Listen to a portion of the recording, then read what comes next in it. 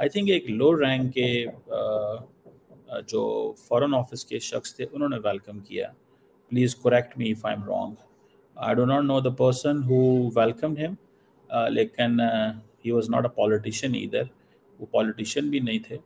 और बहरहाल that is something, अभी आपके मैसेजेस से पता चल जाएगा। कोई इंपॉर्टेंट बंदा उनको एयरपोर्ट लेने नहीं गया, even if he is not a lower rank. देखा ये जा रहा है कि चाइना और भारत दोनों के बीच में जो है दोस्ती बढ़ती चली जा रही है। और इस वक्त आप लोग जानते हैं कि जैसे कि पहले इन दोनों के दरमियान एक लड़ाई झगड़े का माहौल रहता था, या कुछ ना भी हो थोड़ी बहुत टेंशन तो रहती ही थी। उस टेंशन को आहिस्ता आहिस्ता खत्म होता हुआ देखा जा रहा है। दोनों ने जो है डायरेक्ट फ्लाइट भी रिज्यूम कर दी है। उसके अलावा भी दोनों के बीच में ट्रेड को लेकर भी बात हो रही है। और अभी आपने रिसेंटली देखा कि किस तरह से जो चाइनीज फॉरेन मिनिस्टर साहब हैं वो भी भारत के विजिट से कि मैं इंडिया के स्टेटमेंट से बहुत खुश हूँ कि फाइनली इंडिया ने कुछ बैकबोन बताया। जब से डोनाल्ड ट्रंप इलेक्शन के दौरान ही वो इंडिया को टारगेट करना शुरू कर दिए थे, जब ही यूज्ड टू से कि India is the king of tariffs, India is the worst violator, इस तरह की बातें वो करना शुरू कर दिए थे। और फिर उसके बाद बीच बीच में वो तारीफ कर देते थे प्राइम मिनिस्टर मोदी की, तो people is to not realise.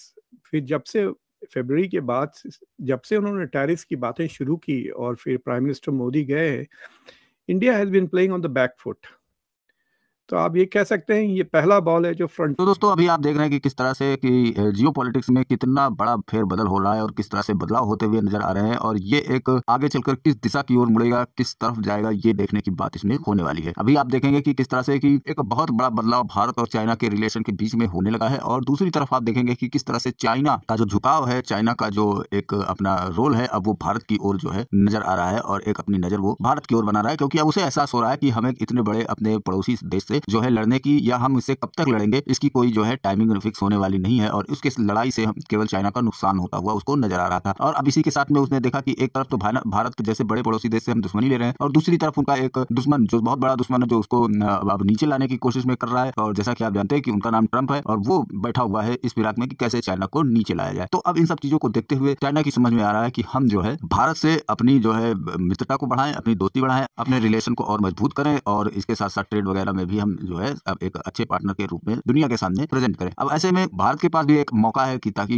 जिस तरह से ट्रंप साहब ने जो है अपनी पर्सनल खुन्नस को भारत के ऊपर थोप दिया है, और इसके साथ उन्होंने जो है भारत और यूएस के रिश्ते को दरकिनार करते हुए अब उन्होंने जो है पाकिस्तान का दामन थाम लिया है। तो ऐसे में अब जो है भारत के पास भी एक अच्छा मौका है, और एक अच्छी बात है भारत के लिए कि चाइना उसकी ओर आकर्षित हो रहा है, और ऐसे में चाइना और भारत करीब आते हुए नजर आ रहे हैं। तो अब इन सब चीजों को देखकर दोस्तों पाकिस्तानी मीडिया हैरान परेशान है, क्योंकि वो तो सिर्फ उन्हीं व्यक्ति के गोद में बैठेंगे जो, या उस देश के गोद में बैठेंगे जो देश उनको पैसा देगा, जो डॉलर देगा, बस उनकी गोद में वो कूद कर बैठ जाते हैं। बाकी उनका किसी चीज से लेना देना है नहीं। अब क्योंकि चाइना इनका बहुत करीबी था, अभी तक आप देख रहे थे कि चाइना और पाकिस्तान बहुत करीबी थे, अमेरिका भारत करीबी था, तो ऐसे में अब जब ये फेरबदल होना शुरू हुआ, तो अब ऐसे में पाकिस्तानी तो और हैरान परेशान हो रहे हैं, क्योंकि चाइना से भी इन्होंने खूब सारा पैसा जो है लोन के रूप में और हर प्रकार से तमाम प्रोजेक्टों में जो है चाइना से पैसा इन्होंने हड़प कर रखा है, और उधर अब अमेरिका इनको गोद ले लिया है, तो अमेरिका से भी ये हड़पना चालू करेंगे पैसा, और दोनों जब ये दोनों से पैसा जब वसूल लेंगे, और जब इनका नंबर आएगा कि इन्हें वापस करना है, तो दोनों देश इनके साथ क्या सलूक करेंगे, या इनके साथ अब क्या होने वाला है, क्योंकि चाइना अगर भारत की तरफ आ गया पूर्ण रूप से, तो उसे पाकिस्तान का जो है त्याग करना पड़ेगा। और पाकिस्तान का त्याग का मतलब कि पाकिस्तान को जो है या तो पाकिस्तान अमेरिका से पैसे लेकर चाइना को संतुष्ट करेगा जो चाइनीज लोन है उनके ऊपर, और या फिर चाइना को वो चाइना के साथ वो पल्ला झाड़ लेगा। तो अब अगर पल्ला एक तरह से ये झाड़ लेंगे, तो फिर ये किस मुंह से आज जो बातें कर रहे थे, फिर इनके अंदर वो वही बातें निकल कर आएंगी, देखने को मिलेंगी कि किस तरह से इन्होंने एक पैसों के लिए लोगों को बेवकूफ बनाया, देशों को बेवकूफ बनाया, और अमेरिका को गोद में बैठकर खिलखिला रहे होंगे। तो चलिए चलते हैं वीडियो की ओर और देखते हैं पूरा मामला। पाकिस्तानी मीडिया इन सब चीजों पर क्या डिस्कशन कर रही है, और खासकर उसका फोकस तो फिलहाल चाइना की विजिट पर है, चाइना की भारत विजिट पर है। तो इन सब चीजों को लेकर पाकिस्तानी मीडिया क्या कुछ कर रही है, ये देखते हैं। वीडियो पसंद है तो लाइक करें, चैनल को सब्सक्राइब करें और शेयर करना ना भूलें। फुट पे खेला है इंडिया ने। एक तो चाइनीज फॉरेन मिनिस्टर इंडिया आ गए हैं, सुना है कि इंडिया चाइना पार्टनरशिप पे अमेरिका परेशान हो रहा है बहुत ज्यादा कि भाई ये क्या हो रहा है। भारत के साथ उनके टर्म्स बेहतर हो रहे हैं, और इससे पहले भी आपको याद होगा कुछ अर्से पहले भी वो हिंदी चीनी भाई भाई वाला नारा भी लगा करता था, तो शायद उसी तरफ दोबारा जा रहे हैं। और जाहिर है अमेरिका ने जो कुछ भारत के साथ किया है, या जिस तरह से टैरिफ की और बाकी चीजों में टेंशन उनकी बनी है, तो इस वजह से जाहिर है वो चाइना और भारत साथ हो गए होंगे।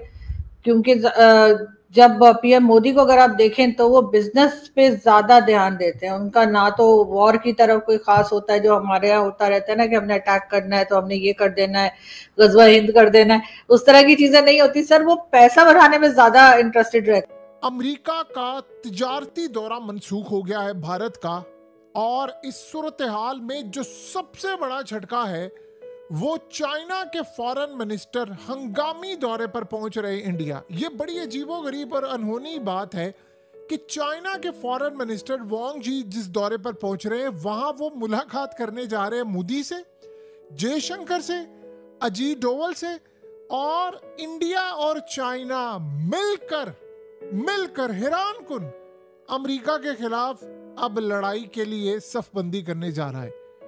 आपने कब आखिरी दफा ये सोचा था कि एक टाइम ऐसा आ जाएगा कि चाइना और इंडिया एक दूसरे के दिफा में हदें क्रॉस कर जाए? चाइनीज एफएम जो है एजेंडा क्या है?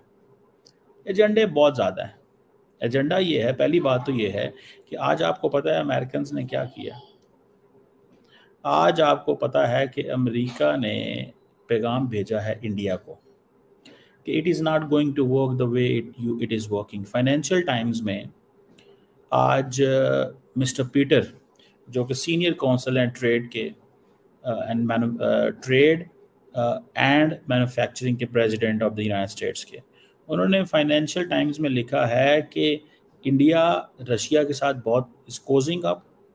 चाइना और इंडिया जो है they want to be treated as a strategic partner of US. मतलब आप हमारे पार्टनर बनना चाहते हो ना, तो पहले एक्ट तो करो। वैसे ये थोड़ा ही होता है कि आप हमारे पार्टनर बनो, आप हमसे सब कुछ ले रहे हो लेकिन दोगे कुछ नहीं। That is what they are saying. तो ये अमेरिकन ने आज उनको कहा है, ये लिखा है फाइनेंशियल टाइम्स। चाइना को अभी रियलाइजेशन हुआ कि यार इतने बड़े नेबर से आप कब तक इन अ स्टेट ऑफ कॉन्फ्लिक्ट रह सकते हैं, जबकि वहां पे एक और बड़ा कारीगर खड़ा हो रहा है जो चाइना की चूड़ियां कस रहा है, और उस कारीगर का नाम है डोनाल्ड ट्रंप। चाइना का जो भारत के साथ ये पूरा अब नई जो मिली मोहब्बत का सिलसिला है, इसके पीछे एक दो और कारण है दोस्तों।